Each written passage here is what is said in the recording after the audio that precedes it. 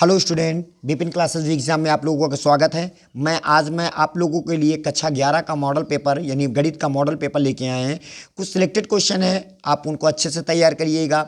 वो पेपर में ऐसे क्वेश्चन आ सकते हैं, आपसे पूछे जा सकते हैं, तो उन क्वेश्चनों को, जैसे कि पहला हमारा सवाल है, देखिएगा, समुच्चय ए कामा बी कामा सी कामा डी के उप समुच्चयों की संख्या। देखिएगा, यह कोई समुच्चय है, तो ठीक है, तो इसमें समुच्चयों में अवयवों की संख्या, ये कोई समुच्चय है, तो समुच्चय मान लीजिएगा, माना ये समुच्चय ए है और उस समुच्चय में ए बी सी और क्या लिखा हुआ है, डी लिखा हुआ है। ध्यान दीजिएगा। अब बताइए, समुच्चय ए में अवयवों की जो संख्या है वो कितनी है? हमारे पास 4। अब आपको क्या निकालना? उप समुच्चयों की संख्या ज्ञात करनी है। क्या ज्ञात करनी है? उप समुच्चयों की आपको संख्या ज्ञात करनी है। तो याद रखना, उप समुच्चयों की जो संख्या ज्ञात करना होता है तो आपको वहां पे 2 की पावर n होता है। क्या होता है? 2 की पावर n। तो आप बताइए, n के स्थान पर आप कितना रखोगे? तो 2 रखोगे। ये 2 रख लिया। n की जगह पर कितना रखोगे? 4। तो ये हो जाएगा 4। तो 2 की पावर 4 का मान कितना होता है? 16। तो यहां पे आप 16 पर टिक लगा देंगे, यही विकल्प आपका सही हो जाएगा। चलिए अगले क्वेश्चन की ओर चलते हैं। अगला क्वेश्चन हमारे पास कहता है, ध्यान दीजिएगा, अगला क्वेश्चन कहता है ए क्रॉस बी, मतलब ए एक समुच्चय है और बी एक समुच्चय है, इन दोनों का क्रॉस प्रोडक्ट निकाला गया है। तो जो क्रॉस प्रोडक्ट निकलता है वो क्रमिक युग्म में निकलता है। जो निकला है हमारे पास, क्या क्या निकला है जरा देखिएगा। 1,3, दूसरे ब्रैकेट में 1,4, 1,5, 2,3, 2,4, 2,5। कहता है ए के अवयव होंगे, यानी ए समुच्चय ए के क्या अवयव होंगे? याद रखना, सबसे पहले याद रखना, जो आगे के अवयव होते हैं वो हमारे पास, आगे जो कौन सा समुच्चय है? ए, तो आगे के जो अवयव होंगे वो समुच्चय ए के अवयव होंगे और जो पीछे के होंगे वो समुच्चय बी के अवयव होंगे। समुच्चय की एक सबसे बड़ी खासियत होती है, जैसे हमारे पास 1 है तो हमने 1 लिख लिया। अब 1 यहाँ भी है, यहाँ भी है, यहाँ भी है, तो एक ही बार लिखेंगे, कोई दोबारा इसको हम रिपीट नहीं करेंगे। समुच्चय में एक अवयव सिर्फ एक ही बार लिखा जाता है, ठीक है। तो हमारे पास 1 हो गया। फिर आगे बढ़े तो 2, 2 तो 2, तो हम 2 लिख लिया। तो समुच्चय ए के जो अवयव होंगे वो 1 कामा क्या हो जाएगा? 2। तो हमारे पास विकल्प में अगर 1 कामा 2 है तो पहले विकल्प में हम इसको टिक लगा देंगे। चलिए अगले क्वेश्चन की ओर चलते हैं।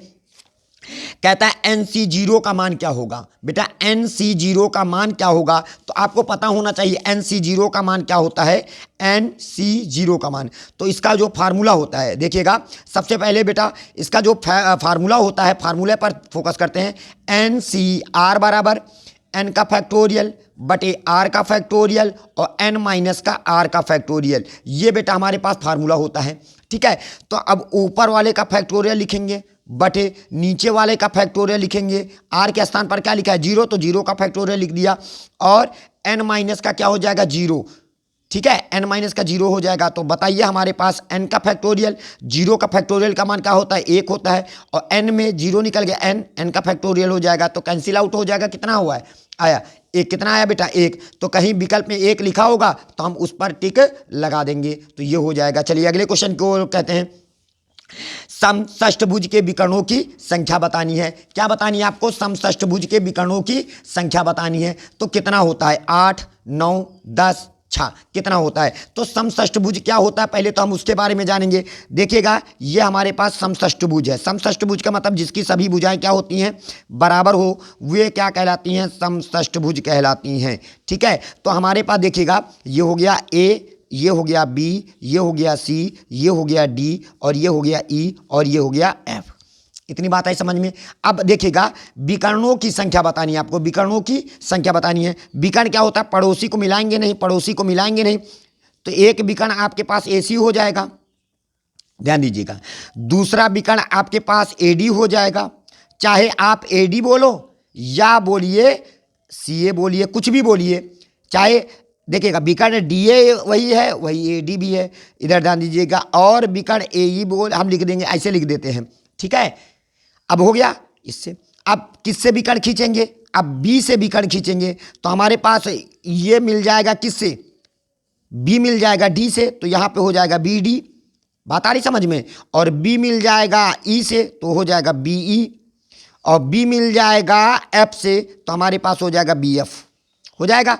अब ध्यान दीजिएगा सभी बच्चे, और अब आगे देखते हैं बी से हो गया। अब सी से मिलान करेंगे, सी का मिलाया ई से तो हमारे पास हो जाएगा सी ई हो जाएगा।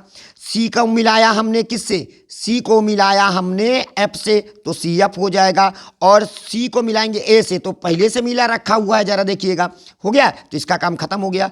अब किसकी बारी, डी की बारी। डी को मिलाएंगे किससे, पड़ोसी तो मिला नहीं सकते, इसको भी इससे नहीं मिला सकते हैं, तो डी को मिलाएंगे बी से, पहले से मिला रखा है। डी को मिलाएंगे ए से, पहले से मिला रखा है। डी को मिलाएंगे एफ से, ये एक मिल गया हमारे पास डी एफ, तो यहाँ पे हो जाएगा, क्या हो जाएगा, डी एफ हो जाएगा। अब किसकी बारी है, ई की बारी है। किसकी बारी है बेटा, ई की बारी है। ई को मिलाएंगे सी से, पहले से देखिएगा मिला रखा हुआ है। किससे मिलाएंगे, बी से।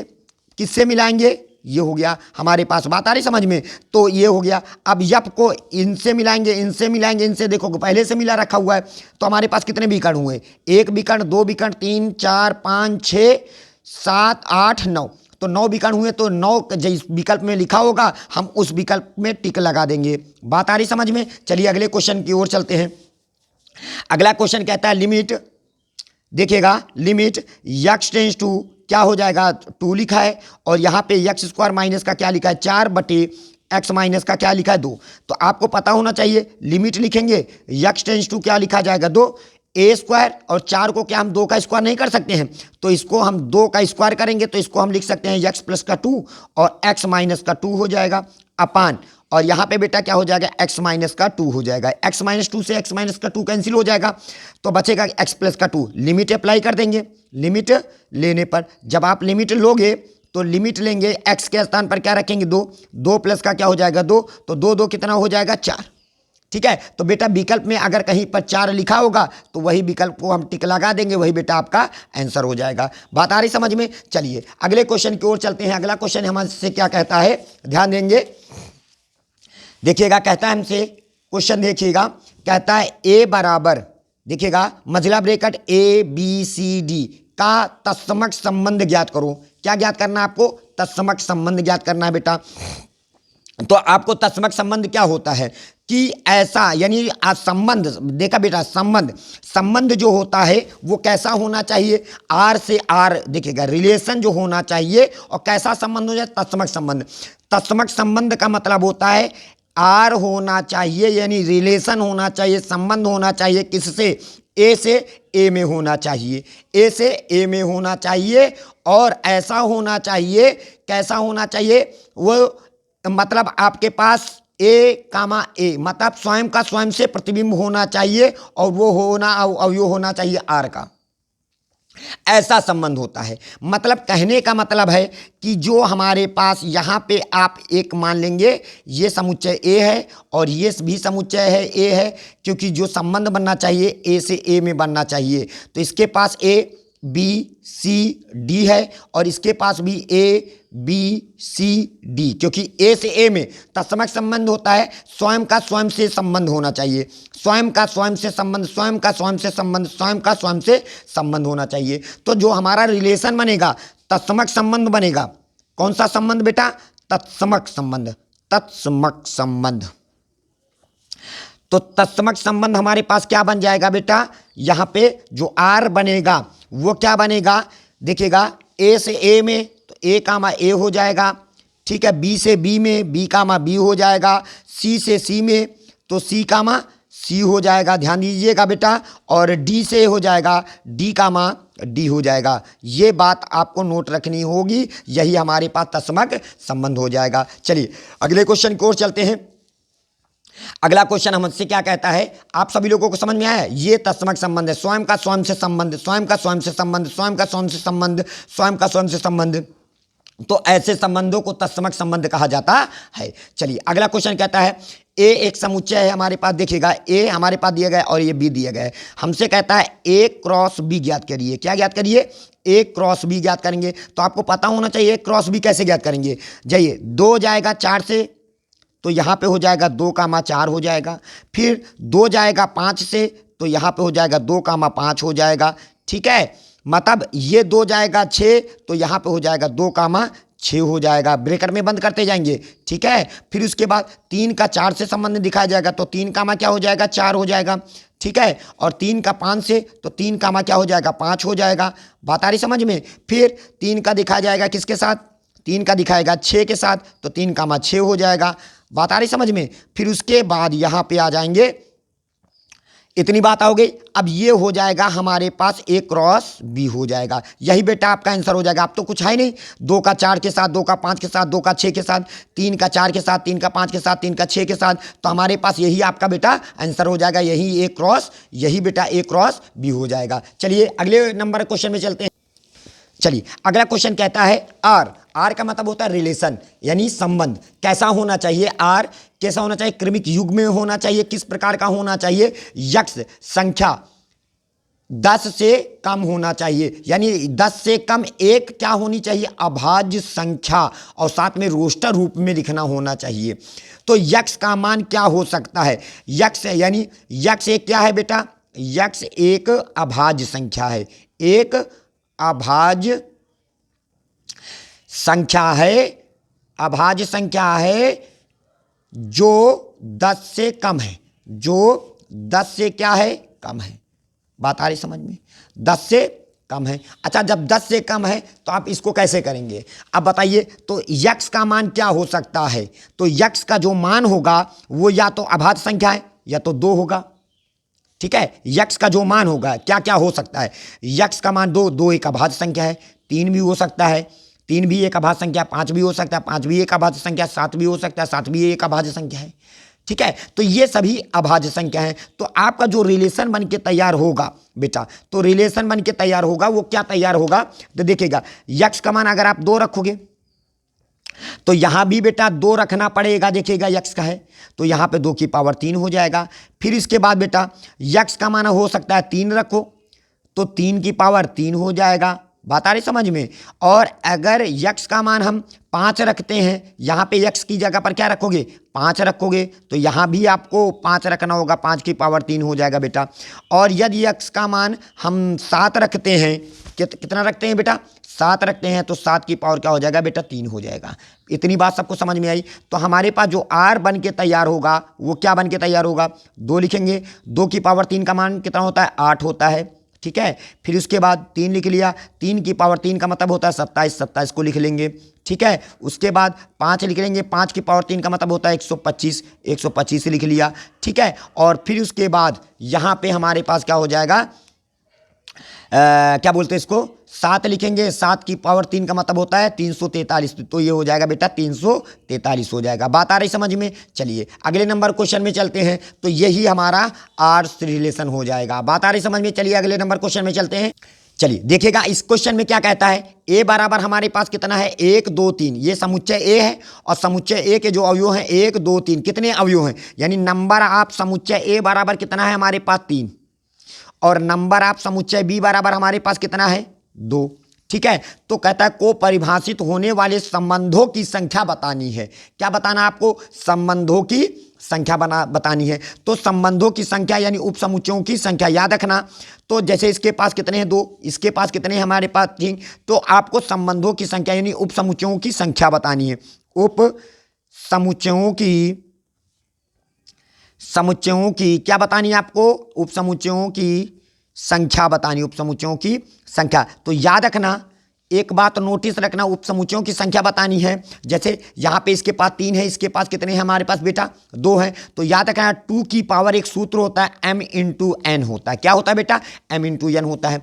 तो 2 लिखेंगे, m का मान कितना हमारे पास? 3 है, और n का मान कितना है? 2 है। तो यहाँ पे 2 हो जाएगा, तो हमारे पास जो अवयव होगा 3 दूनी 6 हो जाएगा, तो 2 की पावर 6। तो 2 की पावर 6 का मान हमारे पास कितना होता बेटा? देखिएगा, 2 को 6 बार गुणा कर लीजिएगा तो हमारे पास 2 गुणे 2 गुणे 2 गुणे 2 है ना। अगर पता होगा तो 64 होता है, तो जल्दी से फटाक से लिख देना। 2 दूनी 4, 4 दूनी 8, 8 दूनी 16, 16 दूनी 32, 32 दूना 64। तो यही हो जाएगा आपका आंसर बेटा। बात आई? उप समुच्चयों की जो संख्या होगी यानी संबंधों की जो संख्या होगी, संबंधों की जो संख्या होगी वो कितना हो जाएगा बेटा? वो हो जाएगा आपके पास 64। चलिए अगले क्वेश्चन की ओर चलते हैं।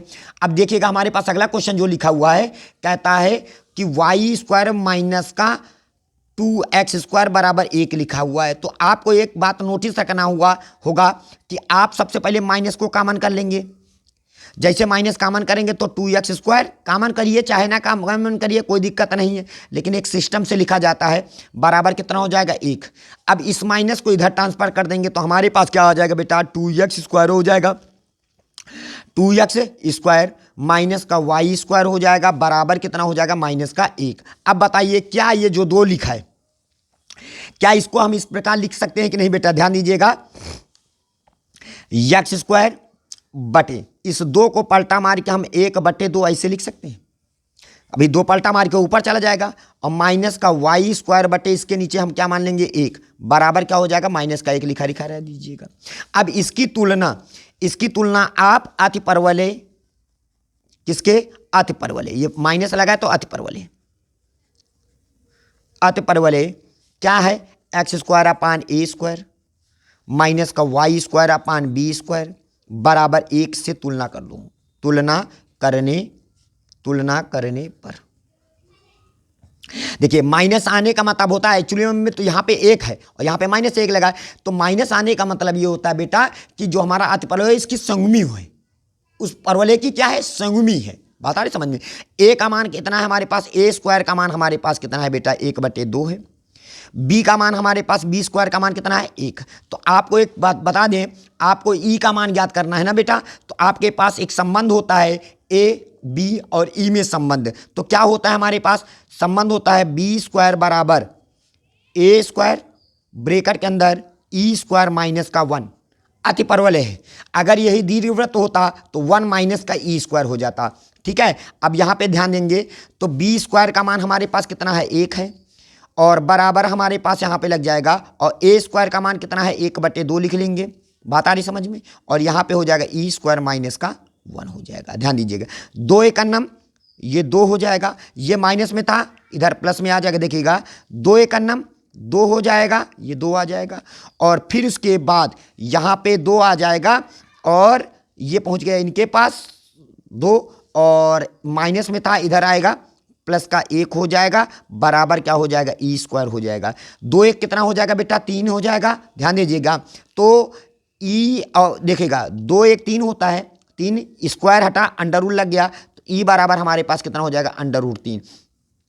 तो ये बेटा आपका आंसर हो जाएगा। यही उत्केंद्रता है, क्योंकि जो अतिपरवलय की उत्केंद्रता होती है वो 1 से अधिक होती है। ध्यान से देखेंगे बेटा, अतिपरवलय की उत्केंद्रता 1 से अधिक होती है। अब बताइए √3 का मान 1.732 नहीं होता है, कितना होता है, √3 का जो मान होता है वो 1.732 होता है। देखो 1 से ज़्यादा है ना हमारे पास, तो 1.732 है। तो यहाँ पे याद रखना, अतिपरवलय की जो उत्केंद्रता होती है 1 से अधिक होती है, और जो दीर्घवृत्त की उत्केंद्रता होती है वो 1 से कम होती है। अभी अगर यही हमारे पास दीर्घवृत्त होता तो ई का जो मान मिलता वो 1 से कम मिलता। बात आ रही समझ में, 1 से कम मिलता।